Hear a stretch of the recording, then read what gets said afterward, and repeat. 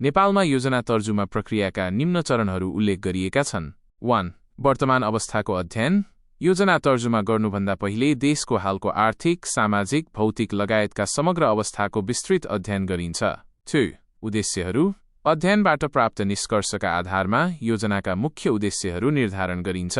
यी उद्देश्यहरू राष्ट्रिय लक्ष्य प्राप्तितर्फ निर्देशित हुन्छन्। 3. लक्ष्य निर्धारण। उद्देश्य प्राप्तिका लागि निश्चित परिमाणात्मक लक्ष्यहरू तोकिन्छ।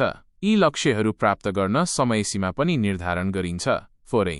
साधनको परिचालन। योजनामा तोकिएका लक्ष्य र उद्देश्य हासिल गर्न आवश्यक पर्ने वित्तीय, भौतिक र मानवीय लगायतका साधनहरूको पहिचान र परिचालनका लागि रणनीति बनाइन्छ।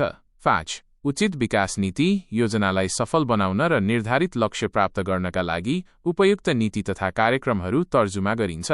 6. कार्यान्वयन र मूल्याङ्कन। बनेका योजना तथा कार्यक्रमहरूलाई तोकिएको समय सीमा र विधि अनुसार कार्यान्वयन गरिन्छ।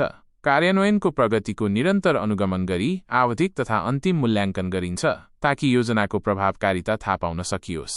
यी चरणहरू नेपालमा योजना निर्माण र कार्यान्वयनका लागि आधारभूत प्रक्रियाका रूपमा लिइन्छन्।